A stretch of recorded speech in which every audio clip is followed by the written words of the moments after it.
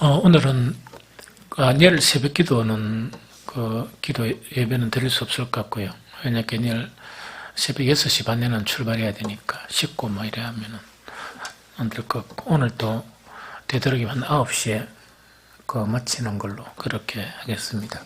그래서 그 준비 좀 하고 쉬고 또 내일 출발하면 되겠습니다. 오늘 요한일서 3장 1절에서 12장 이거를 이렇게 봐도 참 좋겠다 생각이 들어요. 우리가 요한일서 1장, 2장을 서로 장기간에 걸쳐서 또 주일날 우리 찬양 예배인가 이렇게 해가지고 오랫동안 했는데 그 요지 자체가 바로 뭘 이야기하는 거니까 이 구원을 이야기하면서 그거는 사탄과의 그런 관계되어 있는 사람에게서 하나님과 관계성을 맺는 그걸 사귐이라고 이야기하는데, 그 사귐에 있는 것이 구원의 실체다. 그 소속을 이야기하죠. 구원이란 것은 뭐냐? 사탄의 소속에서 하나님의 소속으로 바뀌는 그것이다. 그런데 그걸 사귐으로 이야기하는데, 하나님과 사귀려 그러면 하나님의 그 본질은 빛이시기 때문에 빛에 거하지 아니하고는 하나님과 사귐이 있을 수 없다. 그거 이야기하거든요. 그래서 단지 우리는 형식적으로 예배나 어떤 기도나 성경 연구나 이것 자체가 하나님과 사귀는 한 방법인 것은 맞거든요. 맞지만 그 세계가 본질적인 하나님과의 사귐이라고 이야기는 할 수 없죠. 왜 그러냐니까 우리가 기도도 마찬가지고 예배도 마찬가지고 성경 연구도 마찬가지고 어둠에 있으면서 세 가지를 못하느냐 할 수 있거든요. 할 수 있거든요. 그래서 이 요한이 이야기한 것은 뭐냐? 구원의 본질 자체는 예배가 없는 자가 예배를 드리게 하고 기도가 없는 자가 기도를 하게 하고 또 말씀 연구가 없는 자를 말씀 연구를 하게 하고 하는 그것을 이야기하는 게 아니고, 그것도 맞는데 필요한 부분은 맞는데 본질적인 부분은 하나님과의 사귐이다 하는 그거 이야기하죠. 그래서 사탄에 소속되어서 사탄하고 사귀던 사람이 하나님과 사귀는 그 사귐을 이야기하는데, 그러다 보니까 하나님의 속성이 빛이니까 빛에 거하는 것은 매우 중요하다. 그래서 빛에 거하는 그런 삶의 패턴을 쭉 요한2서에서 이야기를 한 거죠. 그럼 요한일서 3장에 딱 바뀌면서 이 3장의 그런 주제는 뭐냐니까, 그럼 우리가 하나님을 믿으니까 하나님하고 우리 성도 있죠. 이 성도 간의 그런 관계는 무엇으로 설정할 수 있느냐 하는 그거에 대한 이야기예요. 그것을 이야기하면서 적극적인 부분으로 하나님의 자녀의 관계다. 하나님과 우리는 하나님 아버지와 자녀의 관계다 하는 그것을 지금 정립을 시키는 거예요. 그래서 3장 1절 보니까 보라, 아버지께서 어떠한 사랑을 우리에게 베푸사 하나님의 자녀라 일컬음을 받게 하셨느냐. 그래서 하나님의 그런 자녀의 그런 관계다 하는 그 이야기하죠. 하나님의 자녀라는 것 자체는 요한도 이 하나님의 자녀란 말을 사용해요. 또 바울의 서신에 보면 또 하나님의 자녀란 말이 있거든요. 그런데 바울이 사용한 하나님의 자녀라는 것하고 이 요한이 사용한 하나님의 자녀라는 것은 용어가 조금 차이가 있어요.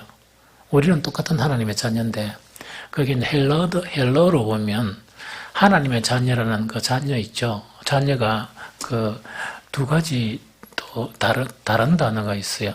그래서 한 가지 단어는 뭐냐? 히오스란 단어인데 이거는 바울이 사용하는 거예요. 그래서 바울이 사용하는 우리는 하나님의 자녀다 하는 그 히오스는 어떤 건가니까 하나님의 법적 그런 자녀, 이 상속권을 가진, 쉽게 이야기했다면 하나님과 하나님의 양자된 그런 사람이다. 양자된 사람이기 때문에 우리 지위나 신분도 하나님의 자녀의 그런 지위와 신분을 가지고 있고 또 법적인 그런 우리 자녀다, 합법적이다 하는 그 자체가 바로 뭐를 이야기하는가? 이 히오스라는, 이 바울이 사용하는 히오스라는 그런 자녀의 그 개념이 바로 하나님의 자녀의 그런 개념이에요.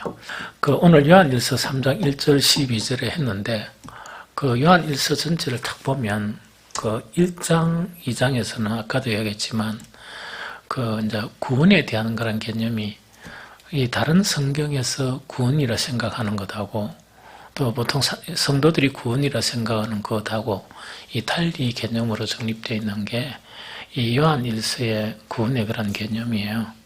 그러면 요한 1서에서 1장, 2장에서는 뭘 이야기하느냐? 우리가 사탄의 소속, 즉 사탄하고 사귀던 그 세상 사람들을 물어보느냐? 사탄에 소속되어 있고 사탄하고 사귀고 있는 사람이라 이래 보는 거예요. 그럼 복음이라는 게 이 전거대가 이 사탄과 사귐이 있고 사탄에 소속되어 있는 이 사람이 어떻게 변하느냐? 하나님께 소속되고, 그리고 구약에서는 하나님의 자녀, 하나님의 하나님의 나라, 하나님의 백성, 그 다음 신약에서는 하나님의 자녀 이래 되죠. 그래서 이 구원이라는 것은 사탄에 소속되고 사탄과 사귐이 있던 그것이 복음을 통해서 뭐로 바뀌느냐? 하나님의 소속이 되고 또 하나님과 사귐이 있는 그것이 바로 이 구원이라는 그런 의미다. 그거 지금 이야기하는 거예요.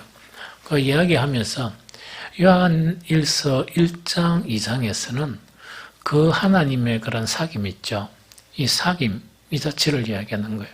그럼 이거는 사실은 이래 봐도 돼요. 하나님의 나라가 두 가지가 있죠. 가야 될 하나님의 나라죠. 그거는 뭐가 없는 거니까 마귀나 또한 뭡니까? 불법이나 죄 있는 놈은 아무도 없습니다. 거기는 오로지 하나님하고 관계성을 가지는 그 나라가 하나님의 나라예요. 그 다음에 예수 그리스도가 이 땅에 오시면서 뭐를 우리에게 주셨느냐? 도래하는 이 땅에 하나님의 나라를 주신 거예요. 그 하나님의 나라라는 것은 궁극적인 의미가 하나님의 통치가 가능한 거예요. 뜻이 하늘에서 이루어진 것처럼 땅에서도 이루어지는 그걸 이야기하거든요. 그럼 쉽게 이야기하지만 이 땅에 살면서도 이 세상의 통치나 사탄의 그런 방해에 있지 않고 어떤 통치 안에서 있는 공동체를 이야기합니까? 하나님의 나라. 그걸 갖다가 요한은 뭐라고 이야기하느냐? 하나님과의 사귐이다. 이렇게 이야기하는 거예요. 그런데 하나님과의 사귐이 있다는 것은 우리가 보통 오해가 되는 게 뭐냐? 이원적으로 예배를 참석하느냐, 참석 안 하느냐, 기도하느냐, 기도 안 하느냐, 뭐 성경 공부하느냐, 이렇게 이제 분리하는데, 요한은 그렇게 분리를 안 해요. 또 성경은 그렇게 분리를 안 하고, 어떻게 분리하는 거니까, 예배 참석했다, 기도했다, 기도를 생활을 한다, 성경 연구를 한다, 그거는 하나님께 소속되는 한 방법론은 맞다. 그러나 그것을 통해서 본질적으로 하나님께 소속되어 있다고 이야기할 수는 없다. 그 이야기입니다. 그래서 유대인들도 기도하고 다 했잖아요. 그죠? 그래서 우리는 어두움에 있으면서, 이 세상에 있으면서 무엇을 할 수 있느냐? 기도도 할 수 있고, 예배도 참석할 수 있고, 주님의 일도 할 수 있고, 오는 것도 할 수 있어요. 그게 요한 공동체에서 있었어요. 같이. 이 한 집단 안에 같이 있으면서 이제 쫓아보내버린 거예요. 나가버린 거예요. 그 집단도 바로 뭐냐니까 어두움에 있으면서 하나님과 사귐이 없으면서도 그렇게 할 수 있다는 그 이야기거든요. 그래서 하나님과 사귐이 있는데 가장 중요한 것은 뭐냐? 하나님은 빛이시니까 빛에 거하지 아니하고 어둠에 거하게 되면 하나님과 사귐이 있을 수 없다. 즉 어둠에 있으면서 예배도 참석할 수 있고 어둠에 있으면서 기도할 수 있고 어둠에 있으면서 여러 가지 주를 위해서 살 수도 있지만 그건 하나님이 안 받으세요. 예배도 안 받으시고 그리고 본질적인 하나님과 기도나 이런 것을 통해서 우리가 누려야 될 것이 차단돼 버리는 거예요. 왜? 어둠 때문에. 하나님은 빛이시니까. 그래서 요한 1서의 1장, 2장에는 빛에 거하는 것 자체가 어떤 것이냐 하면서 우리가 계속 이렇게 나눴던 것이 바로 그 부분이라는 이야기죠. 요한 1서 3장에 들어서면서 내용이 좀 달라요. 그 다른 게 아까 지금 이야기했던 거거다, 그죠? 그리스도인과 하나님과의 관계에 대해서는 어떤 관계성이 있느냐 하는 그거 지금 이야기하는 거예요. 그러면서 단정적으로 이야기하는 게 뭐냐? 그리스도인과 하나님과의 관계는 하나님의 자녀다. 즉 자녀와 자녀의 관계다 하는 그걸 얘기하죠. 그래서 하나님은 우리의 아버지시고 또한 이제 우리는 하나님의 그런 자녀다 하는 그거 지금 설명하는 거예요. 설명하는데 하나님의 자녀라는 자녀는 바울도 하나님의 자녀라고 사용했고 요한도 하나님의 자녀라고 사용했지만 이 개념은 달라요. 그래서 이 개념을 모르면 이 로마서나 그것도 충분히 이해하지 못하고 특히 요한일서도 충분히 이해를 하지 못해요. 무슨 말이 이렇게 아리까리하냐는 그렇게 되거든요. 왜냐? 두 개념 설정이 달라요. 그래서 바울이 이야기하는 하나님의 자녀란 자녀는 히오스란 말이에요. 이 히오스란 말인데 이 히오스는 양자가 되었다. 우리가 보통 양자가 되었다는 이야기죠. 양자가 되다 보니까 우리 지위와 신분은 맞아요. 하나님의 자녀예요. 그리고 법적으로도 하나님의 자녀예요. 그래서 그거를 뭐라고 부르느냐? 히오스라고 불러요. 그런데 요한이 사용하는 하나님의 자녀라는 것은 뭐냐? 히오스가 아니고 이 테크나라 그래요. 테크나. 이 테크나는 뭐냐? 양자됨. 즉 우리가 지위의 신분이 바뀌고 법적 관계로서 하나님의 자녀다. 그 개념이 아니고 출생과 기원이 하나님의 자녀다. 그 이야기. 그러니까 내용이 싹 달라져 버리는 거예요. 그래서 바울의 서신의 그런 자녀에 대한 설명을 하면서 그 내용하고 이 요한스 좀 피곤하죠? 요한스에 기록된 그하고 내용이 달라요. 그래서 이걸 알아야 비로소 요한 일서를 이렇게 이해가 되는 거예요. 또 바울의 서신 자체가 이해가 되는 거예요. 그런데 우리가 하나님의 자녀라는 이 두 가지 다 맞아요. 그러나 설명할 때 뭐냐? 하나는 이런 쪽으로 설명하고 즉 이거는 뭐냐니까 기원, 출생, 본질적인 자녀라는 게 뭐냐니까 이런 개념이에요. 양자됐다는 것은 뭐냐? 마귀 새끼로 있다가 이게 뭡니까? 복음을 통해서 하나님에게 이렇게 법적으로 옮긴 양자 그거를 이야기해요. 그럼 법적으로는 이건 완전히 맞죠? 하나님의 자녀 맞죠? 그런데 요한이 이야기하는 이 테크나라는 하나님의 자녀라는 것은 뭐냐니까 그런 게 아니고 이 어둠에 있는 사람은 맞는데 하나님의 자녀가 된 것은 하나님께로부터 낫다는 이야기거든요. 그 출생이 다시금 하나님부터 낫다는 이야기입니다. 그 개념이 좀 다르죠. 그래서 요한복음 1장 12절 13절에도 보면 뭐 영접하는 자, 그 이름을 부르는 자들에게는 하나님의 자녀가 되는 것을 주신 너죠. 이는 이 길로 나지 아니하고 여러 가지로 나지 아니하고 무엇으로 누구로부터 난 자라? 하나님으로부터 난 자라. 그래서 요한의 개념인 하나님의 그런 자녀라는 개념 자체는 어떤 개념이냐? 테크나의 개념이에요. 그래서 우리는 하나님으로부터 났다는 이야기입니다. 우리가 하나님의 자녀가 된 것은 하나님으로부터 났다. 기원이 하나님이다 하는 그 이야기예요. 그러다 보면 요한 1서를 딱 읽는데 대반이 이해가 돼요. 이해가 되죠. 이해가 딱 됩니다. 만약에 양자가 되었다 그러면 죄하고 싸워야 되죠. 버려야 되고. 그럼 하나님께로 났으면 죄를 지을 수 있습니까? 없습니까? 난 사람은 죄를 못 지었죠. 그런 개념도 좀 달라지고 막 이래 달라지는 거 어떤 간에 그 이야기입니다. 그러면서 이러한 하나님의 그런 자녀가 된 사람은 어떻게 해야 되느냐? 뭘 해야 된다? 죄를 지을 수 없는 사람이다.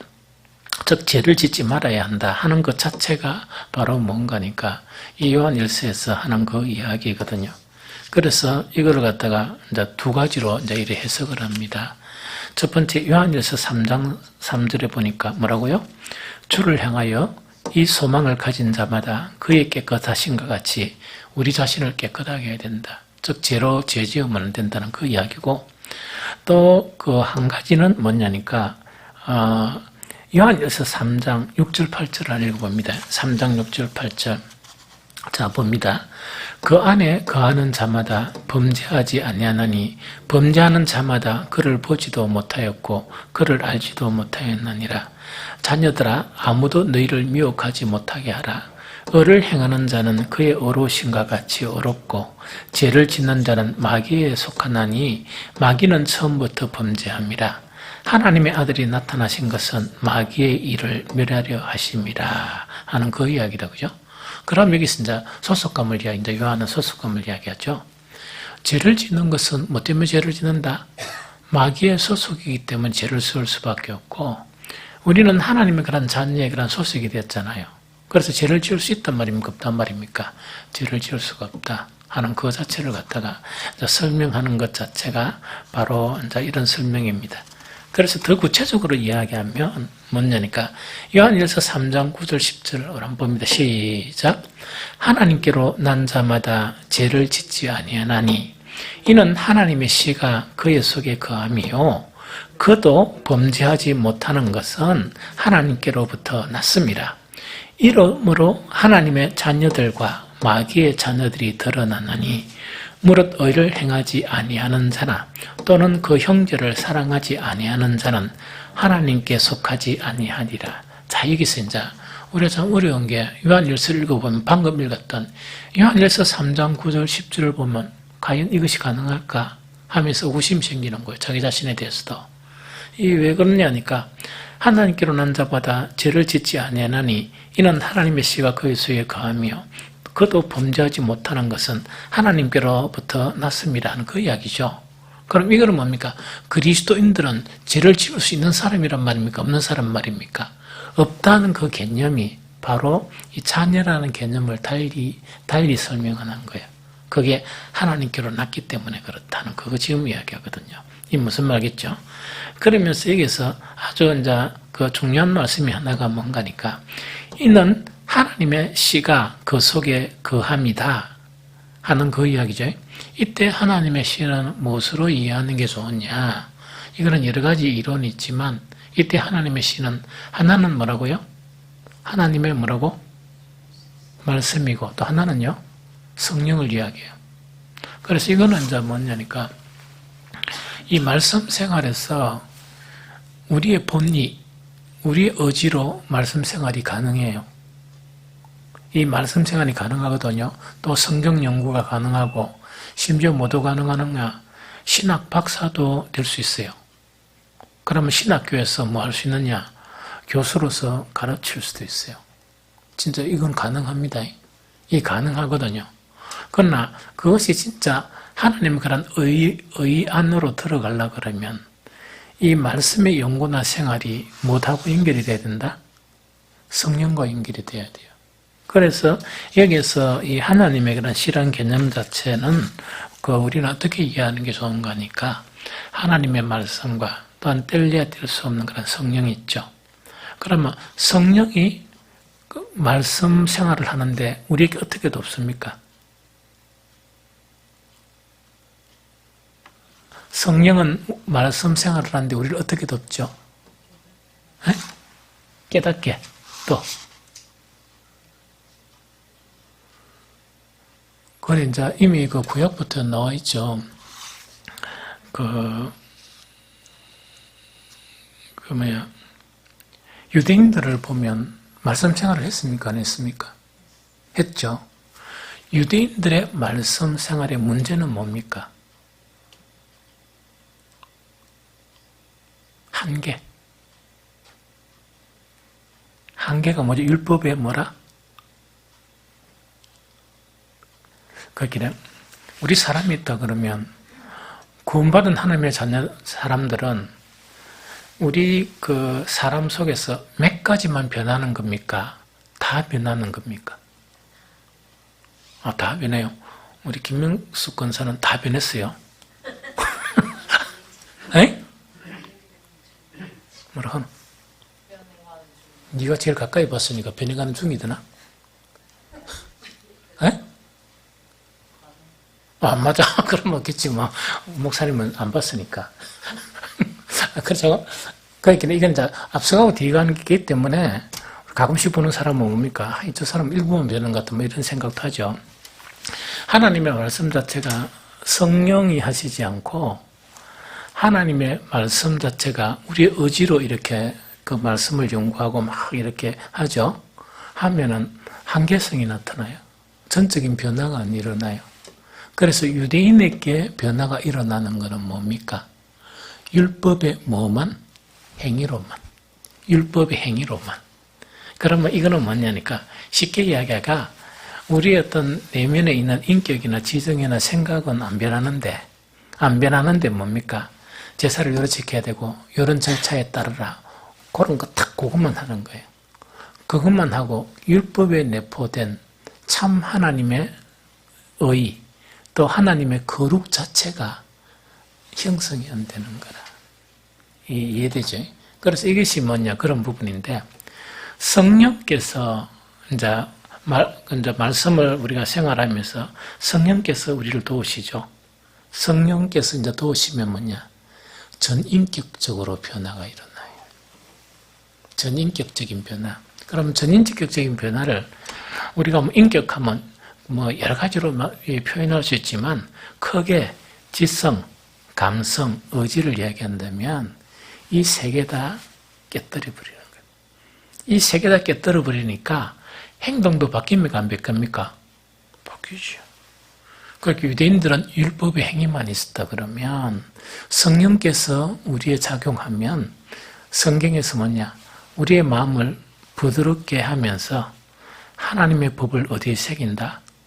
우리 인격에 새긴다. 그게 이제 마음에 새긴다는 그런 의미라. 그래서 이거는 이미 이 구약에서 예언됐고 신약에서는 뭡니까? 이 말씀이 신비에 새겨진다 하는 그것을 표현을 해요. 우리의 전 인격을 이렇게 바꾸는 그걸 얘기해요. 좀 이해가 되겠죠? 그래서 이제 일하다 보니까 이제 맞는 게 아까 부분이냐 전체냐 하는 것 자체가 왜 중요하냐니까 항상 그 신앙생활을 하면서 종교적으로 빠지는 사람은 자기의 부분적인 속성만으로 빠져버려요. 이제 거기에 이제 중점으로 막 빠져버리지만 성령께서 이 복음 자체, 말씀을 우리에게 작용시키면 우리의 전 사람을 바꿔버려요. 무엇으로 바꾼다고? 하나님으로부터 난 사람. 우리의 전체가 하나님부터 난 사람. 하나님으로부터 나지 않는 사람은 어떠냐니까 신앙생활 합니다. 기도도 하고 다 한다 그죠? 그러나 부분으로 계속 변해요. 어떤 사람 A 부분 자체로 막 이래 있고 어떤 사람 B 부분이 있고 이래가 서로 뭡니까 싸우고 이런 거죠. 근데 이런 형태가 벌어지는 것이 바로 이런 차이점이다 하는 것을 지금 이야기하는 거예요. 그래서 하나님의 자녀인데 요한이 이야기하는 것은 뭐냐? 그것이 하나님부터 낫다는 이야기거든요. 낫다는 것은 전인격적인 그런 변화 있죠. 이 변화된 하나님의 자녀인 것을 우리에게 이야기한다는 그거 지금 이야기하죠. 우리에서 참고적으로 알아야 될 게 요한일서 3장 4절 봅니다. 3장 4절을 보면 이런 말씀이다 그죠? 죄를 짓는 자마다 불법을 행하나니 죄는 불법이라. 이거 아주 좀 생각을 해야 돼요.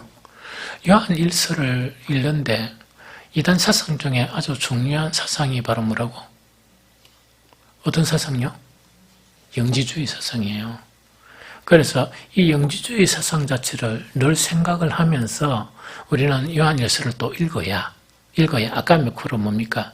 하나님의 자녀를 하는 것 자체가 이 바울이 사용한 이 히오스로 이렇게 개념을 잡아버리면 요한일서가 이해가 잘 안 돼요. 이해가 잘 안 되고 탁 이렇게 막혀버린단 말입니다. 그런데 사도 요한은 히오스란 말이 아니고 뭐라고요? 데크나. 즉 하나님으로부터 났다 하는 그 개념을 이야기하거든요. 그래서 어떤 개념으로는 이번 주일날 이제 좀 설교를 해야 될 그런 거듭남 있죠. 본 어게인 한 거. 이거를 이야기해요. 그래서 아주 중요한 그것을 이야기하거든요. 그래서 요한일서 3장 4절에 죄를 짓는 자마다 불법을 행하나니 죄는 불법이다 하는 이거를 이해하기 위해서 한 가지는 뭐냐? 그 당시에 영지주의자들이 죄에 대한 거 있죠. 대한 것을 어떻게 이해하고 있느냐? 이거는 부분적으로 몇 번 이야기했지만 크게 두 가지 이 파들이 있어요. 두 가지가 파가 있는데 한 가지 파는 어떤 파냐 이런 이야기입니다. 영지를 깨달은 자는 육신에서 벗어나 완전한 자가 되었으므로 결코 죄를 지을 수 없다는 부류예요. 이게 무슨 말이겠죠? 참 말이 이상하죠? 자, 다시 이야기할게요. 그럼 요거 하고 제 본질에서 이야기를 하면 이해가 대반이 되어버려요. 영지주의자들은 한 파는 어떤 파들이 있는가? 이런 파들이에요. 영지를 깨달은 자는 육신에서 벗어나 완전한 자가 되었으므로 결코 죄를 지을 수 없다. 그럼 그 사람들은 죄를 짓는단 말입니까? 없는단 말입니까? 안 짓는다는 이야기죠. 그래서 회개할 필요가 있을까요? 없을까요? 결론은 회개할 필요가 없다는 이야기. 그러면은 그 요한 1서에서 뭡니까? 회개할 필요가 없다는 것은 누구를 거짓말하는 자로 만드는 것이라 하나님을 그렇게 이렇게 요한이 그 반박하는 거예요. 그러면 왜 이 사람들은 이런 생각을 할까? 그 설명할게요. 좀 이따가. 두 번째 영지주의의 그런 파 중에서 이 죄에 대한 개념은 이런 거예요. 죄 있죠, 죄.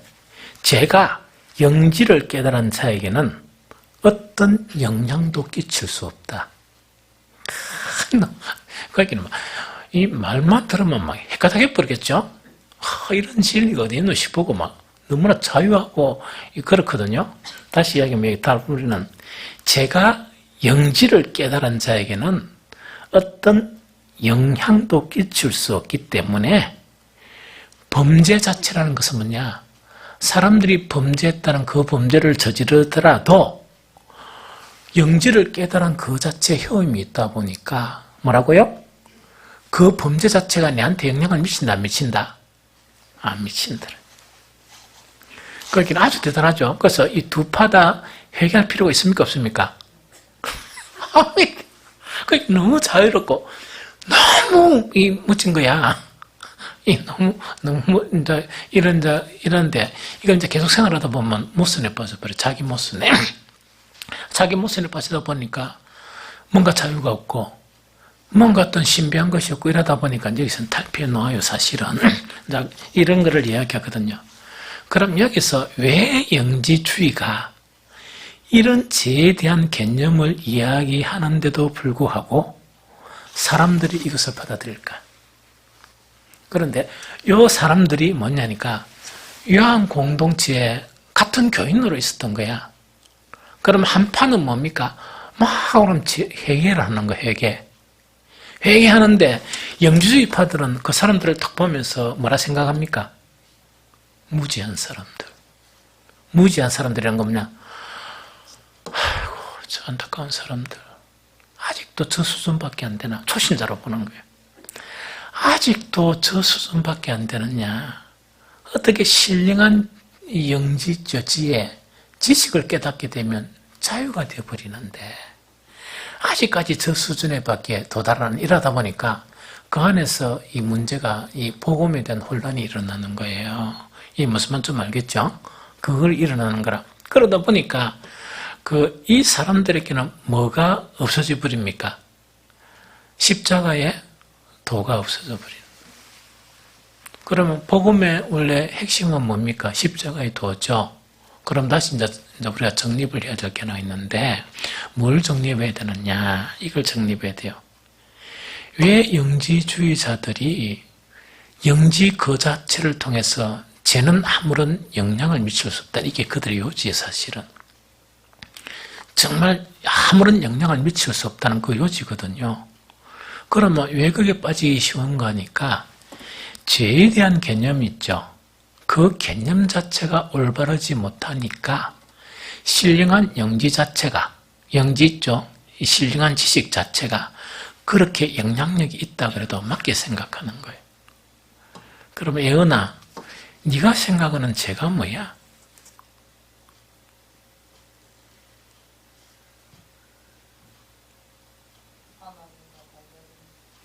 하나님과 반대. 야, 되게 똑똑하다. 그러니까 목사가 할 말이 아무것도, 하나님과 반대. 할 말이 아무것도 없네. 그런데 그 말이 맞는데 이런 부분이에요.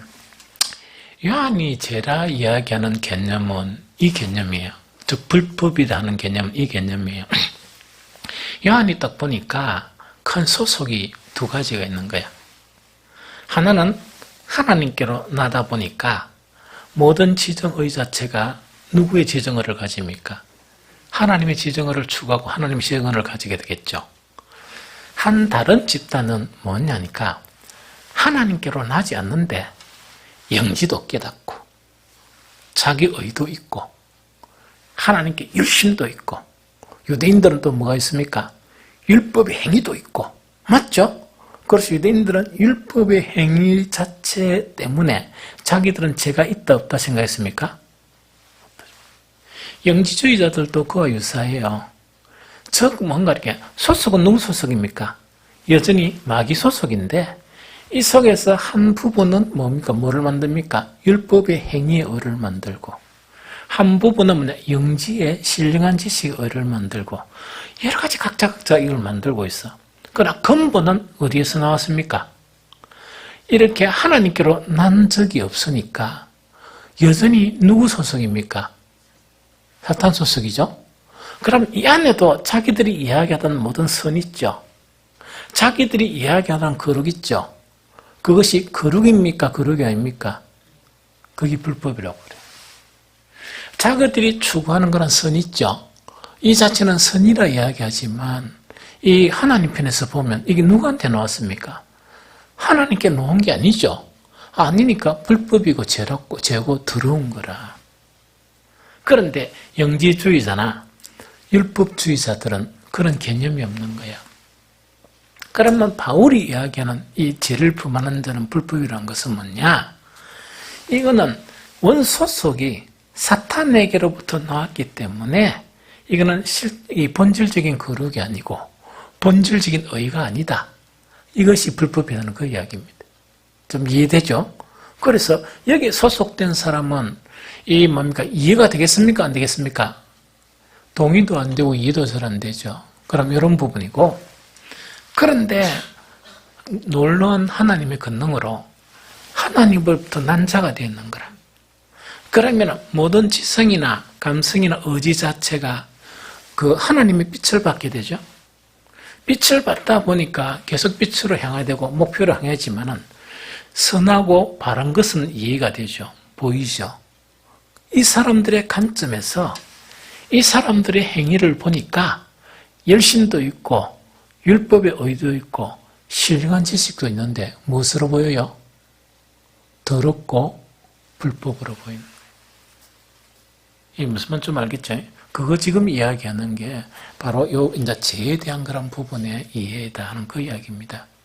그러면 이걸 통해서 오늘을 살아가는 그리스도인에게도 보면 예수님께서 또 궁극적으로 우리에게 하신 말씀이 뭡니까? 너희는 누구 안에 거해야 된다? 내 안에.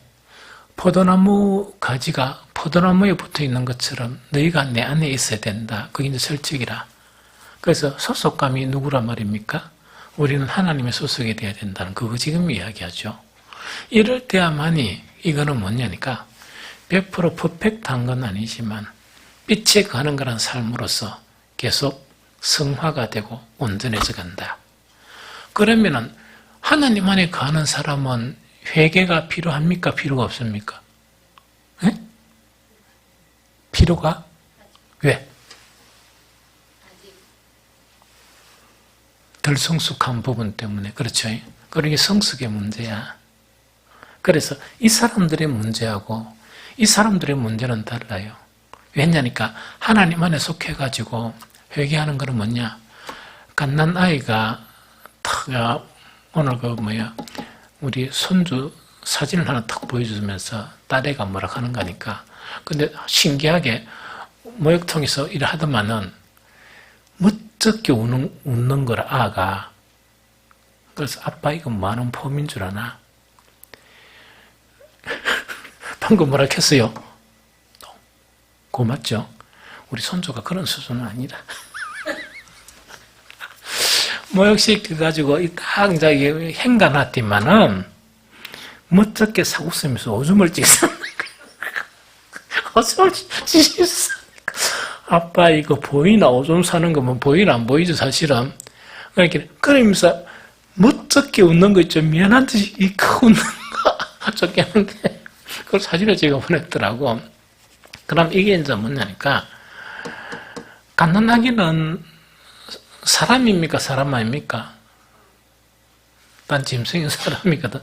사람으로 살아가는데 멋쩍게 웃는 게 왜 멋쩍게 웃어요? 안 사야 될 곳에 사버렸단 말이야. 근데 그게 또 깨달음이 있어, 깨달음이 없어. 깨달음이 또 있다 보니까 어떻게 이긴다, 회개라. 그 항상 우리에게 성령은, 이제 성령이 있는 사람하고 없는 사람이 뭐냐니까, 회개가 꼭 탁 앉아가 무릎 꿇고 앉아가 막 눈물을 내며 사는 것만이 회개가 아니에요. 어떤 사람은 걸어가도 이 마음이 너무 쓰리면서 주님께 회개하는 것도 있고, 일하면서 그럴 때도 있고, 또 생각하면서도 막 한숨 지으면서 자신을 슬퍼할 때 그 모든 게 회개란 말이야. 그게 뭐냐니까, 우리는 빛 안에 거했고 하나님의 자녀 안에 거하지만은 온전해 가는 과정에서 미성숙 있죠. 그거를 주님 앞에 회개하는 거예요.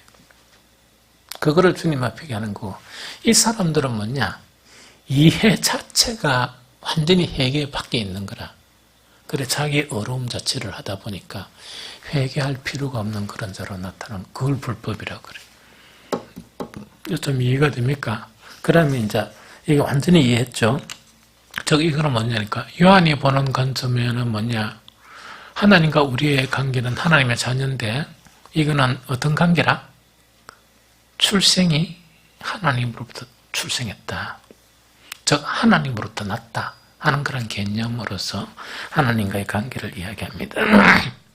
그 다음에 우리가 하나 알아야 될 거는 뭐냐니까, 요한일서 방금 읽었던 3장 1절부터 전체를 보면 하나님의 자녀가 되는 유일한 근거가 뭐라? 하나님의 자녀가 될 수 있었던 유일한 근거. 응? 한 번 더 읽고, 요한일서 빨리 읽어봐라. 1절부터 3절까지 읽어봐. 하나님의 자녀가 되는 유일한 근거. 그렇지. 사랑. 사랑이요. 사랑인데 우리 사랑이 아니고 누구의 사랑? 하나님의 사랑. 그래서 하나님의 사랑 때문에 우리가 하나님의 자녀가 되었다는 그거 지금 이야기예요. 그래서 3장 1절에 보니까, 보라 아버지께서 어떤 사랑을 우리에게 베푸사 하나님의 자녀라 일컬음을 받게 하셨느냐 하는 그 이야기다. 그죠? 이 무슨 말인지 좀 알겠죠? 이 자녀라고 이제 표현하면, 이 자녀는 하나님께로 난 자녀를 이야기합니다. 이해되죠? 그래서 이 자녀를 이야기죠. 그러면은 하나님의 사랑 때문에 하나님의 자녀가 되었다 이야기죠. 그러면서 이 사도는 두 가지를 우리에게 이렇게 보여주고 있습니다. 하나는 사도인 자기 자신이 성도들을 대할 때 어떻게 대하느냐 하는 그 문제를 이야기하면서, 요한일서 3장 2절 시작에 보면 뭐라고요? 사랑하는 자들아 이야기죠. 즉 이거는 뭐냐니까, 하나님의 사랑 때문에 우리 모두가 이 하나님의 자녀란 여김을 받게 되었기 때문에, 사도들도 정말 나는 가르치는 자고 성도들은 성도고 그런 게 아니고 사랑의 관계를 이야기해요. 그래서 사랑하는 자녀들아 이렇게 하죠. 또 그것뿐만 아니고 우리 서로 간의 관계에서는 뭐냐, 요한일서 3장 11절 한번 봅니다. 요한일서 3장 11절.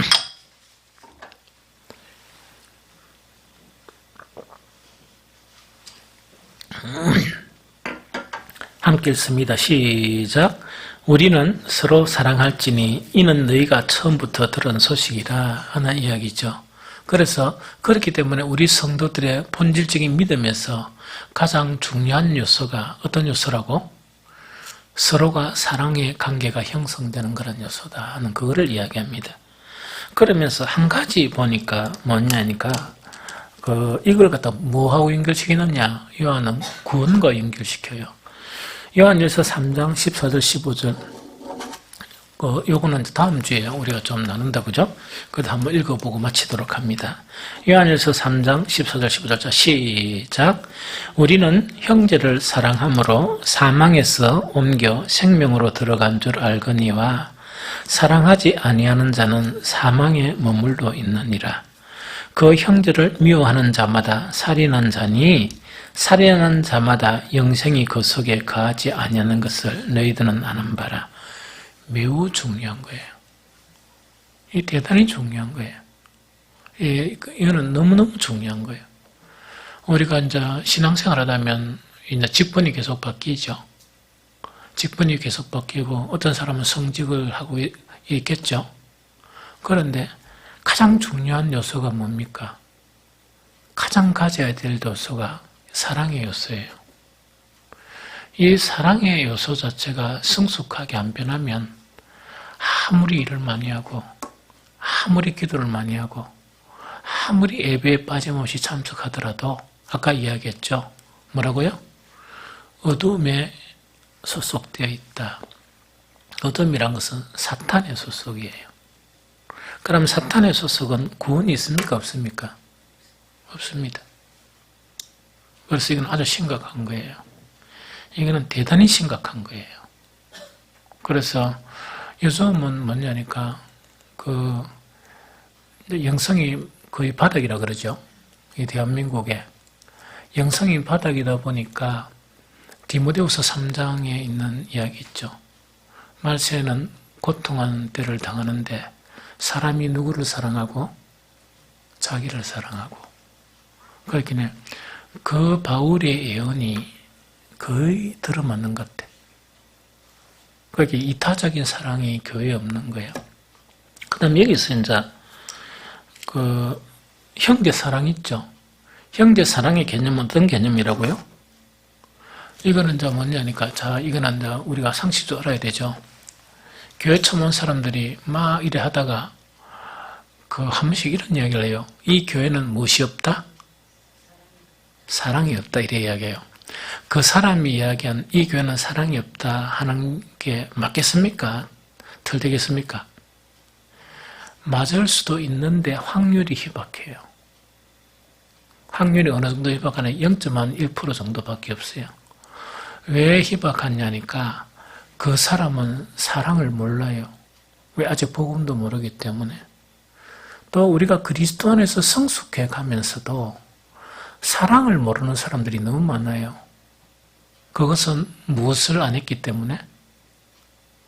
신앙생활하면서 지속적으로 자기를 부인하지 않았기 때문에. 자기 부인 없이 신앙생활을 하다 보니까 모든 것을 자기 중심적으로 이해하고 자기 중심적으로 받아요. 그러면은 참 복음이 가능성이 없어요. 그렇게 쉽게 이야기하면 참 복음을 가진 목사는 그런 게 막 보이잖아요. 그런 게 보이면 너무 고통스럽고 힘이 들어요. 왜냐니까 할 수 있는 게 별로 없으니까.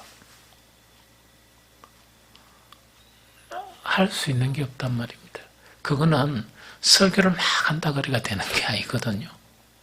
하나님이 도와주셔서 참된 그런 믿음의 그런 본질, 하나님께로부터 난 자가 형성이 되어야 가능이 있는데 하나님께서는 난 자가 아니고 자기